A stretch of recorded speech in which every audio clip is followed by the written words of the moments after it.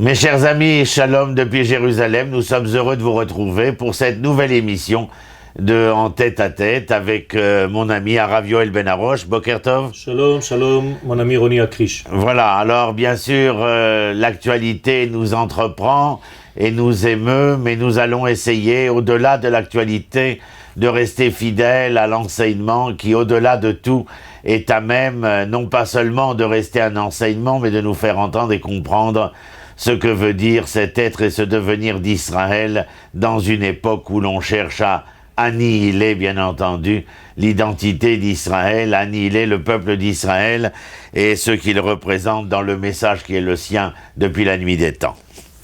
Alors, mon cher Yoel, il y a un texte que nous avons trouvé ensemble, un texte du Rav Kook écrit au tout début du XXe siècle, que nous avons retrouvé dans ce que nous appelons aujourd'hui les 8 kvatsim, c'est-à-dire les huit recueils que le Rav Kook écrivit au début du XXe siècle. Et parmi ceux-là, il y a un propos qui nous a tous les deux interpellés et que nous aimerions faire partager avec nos téléspectateurs. Alors je te laisse le soin d'entamer le propos qui va être le nôtre et nous allons bien entendu en discuter tous les deux. Tout à fait, le Rav Kook nous donne en fait dans son Pinkas, qui s'appelle le Pinkas Haddapim, donc un petit recueil, un petit carnet, et dans le premier carnet, à la page 20, il nous dit la chose suivante: Ma she'en Elohim musag ki'im mitoch hadat, ze hipil et haolam be'omek hashiflut. Première intervention du Rav, qui est en réalité une révolution, car il dit que le fait d'appréhender le divin par la religion, si on appréhende le divin par la religion, eh bien c'est ce qui a causé la chute au fin fond du degré le plus bas, le monde entier. Avec des mots simples, le monde est tombé dans une bassesse lorsque l'appréciation de l'éternel est devenue religion. C'est-à-dire qu'il va falloir expliquer, bien entendu, ce qu'il entend par le mot religion. Tout à fait.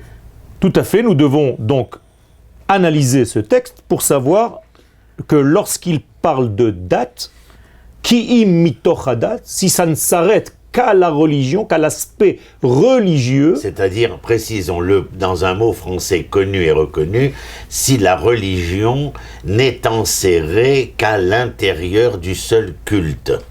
Tout à fait, et que la religion, en fait de l'homme ce qu'il est. Par exemple, si je mets les tefilines, je suis juif.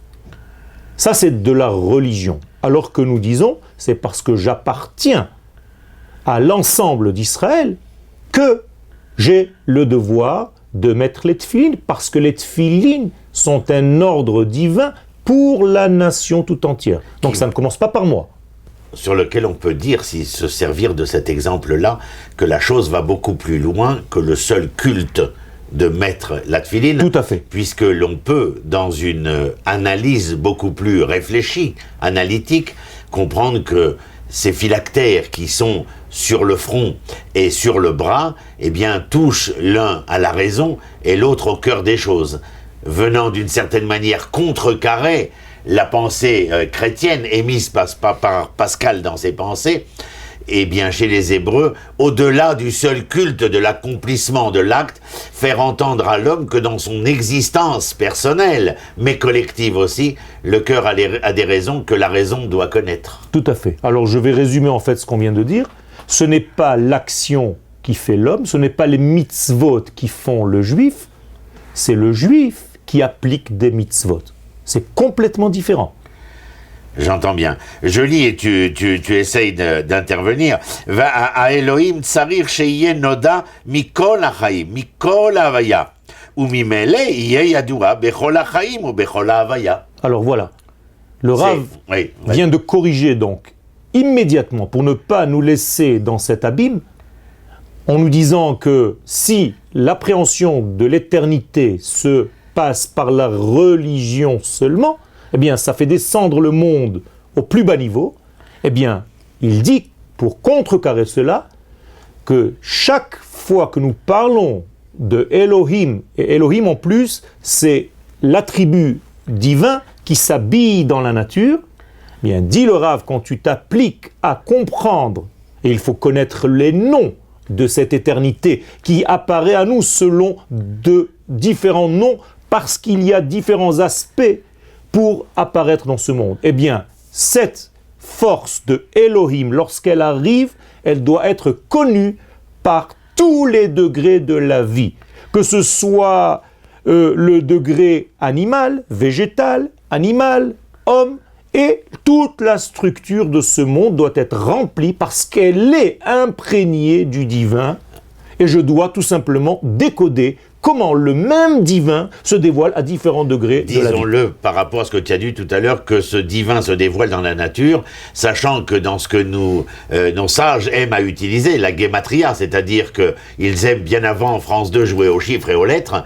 et bien que Elohim a la même valeur numérique, la même guématrie que le mot nature. Tout à fait. Nous n'allons pas rentrer dans le débat spinoziste, bien entendu, mais rappeler bien entendu que le mot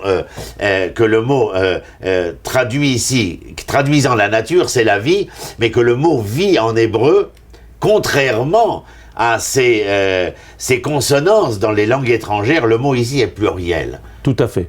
Tout à fait, parce que la révélation du divin dans la nature vivante, elle n'est pas seulement vivante au singulier, mais dans tous les pluriels de l'existence naturelle. C'est-à-dire que la Torah vient nous donner en fait une allusion que le même infini se dévoile dans tous les degrés de ce monde, à différents degrés d'apparence, à différents degrés d'apparition, et c'est au pluriel, parce qu'il y a ce que tu vois et ce que tu n'es pas encore capable de voir. Donc la vie est toujours double, comme Yerushalayim d'ailleurs, dont nous avons parlé dans des cours précédents. Il y en a deux, celle que tu vois et celle qui est en réalité l'idéologie. Eh bien dans la vie, il y a l'idéologie de la vie et la vie que tu mènes ici-bas. Ce qu'il dit en fin de compte, c'est que si nous comprenons et nous entendons ce rapport intrinsèque qu'il y a dans l'émanation du divin à travers l'ensemble des révélations naturelles de la vie, quelle qu'elle soit, eh bien lorsque nous entendons et nous comprenons cela, eh bien cela entraîne, génère presque naturellement le fait que par notre attitude, par nos actions, eh bien, nous révélons l'Éternel à l'intérieur de chacun des éléments qui constituent la vie. Nous le révélons parce qu'il est. Parce que nous vivons de son être, même sans le révéler. Le fait que je sois, c'est la preuve vivante que l'Éternel vit par moi. Juste une petite parenthèse. Tout à l'heure, j'ai employé le mot et j'ai dit Elohim, car le Ben Ishraï, dans l'un de ses livres, dit qu'on a le droit de dire Elohim. La preuve, c'est que même lorsque ce nom arrive dans des degrés négatifs, on dit Elohim Acherim. Donc on a le droit de dire Elohim, et là-bas il dit qu'il ne faut pas dire Elohim. Je veux continuer le texte du Rav Kook qui nous interpelle énormément. J'imagine nos téléspectateurs aussi doivent être pantois si ce n'est quoi devant leur écran. Adat yemtsai ozer le'arshir et amaasim. C'est-à-dire que la religion, le culte tel que nous l'entendons, est un moyen afin d'essayer de le'arshir et amaasim, de cachériser l'action. Tout à fait. Amidot, Nahon, c'est-à-dire les midot, c'est-à-dire les vertus, bien entendu, Aregashot, les sentiments, Sidre achevra achitsonim vapnimihim, c'est-à-dire l'organisation de la société. De la société, absolument. C'est-à-dire que la religion n'a pas pour but d'être un culte qui viendrait vouer un culte à l'Éternel, mais où le seul culte voué à l'Éternel serait dans le fait que l'homme est capable de sanctifier l'ensemble de la création de l'Éternel. Exactement. Donc, je résume avec des mots simples pour ne pas que nos téléspectateurs partent un petit peu dans tous les sens. Le Rav nous dit que la religion est un moyen, ce n'est pas un but. C'est le moyen par lequel la vie pourra être reconnue. On pourra reconnaître l'éternité dans chaque élément de ce monde. Absolument. Elohim enenu mitgale betor hadat. Ça, c'est une bombe. L'Éternel ne se révèle pas au sein de la religion, c'est-à-dire du culte. Qui im, et il dit, mais De quelle manière? Donc, si ce n'est que Be'ota amida she'adat atzma ichatsuva mima she'lemala minadat. Magnifique. Je te laisse le soin de traduire. Tout simplement, tant que la religion est une invention humaine, c'est-à-dire qu'elle est un ensemble d'actes, eh bien Dieu ne peut pas se dévoiler à travers cet ensemble d'actes. Mais lorsque cette religion est un moyen et que tu as compris qu'en réalité, elle tire sa source dans un degré qui est au-delà de ses pratiques, de ce culte lui-même, alors il a le pouvoir de révéler l'Éternel. La terminologie conceptuelle de la religion, de la religiosité, est un terme, un concept qui appartient au peuple et aux langues étrangères à Israël. Aux nations. Lochen Israël, ce qui n'est pas le cas pour Israël. Absolument bombastique ce propos, si je peux m'exprimer ainsi. C'est-à-dire qu'un homme d'Israël ne peut pas se considérer comme étant religieux, ou bien de dire que Israël est une religion, que la Torah est une religion. C'est-à-dire que lorsque je dis que je suis religieux, c'est restrictif. Il y a un problème. Il y a un problème, tout à fait. Torah Traim enena dat lechud. Voilà.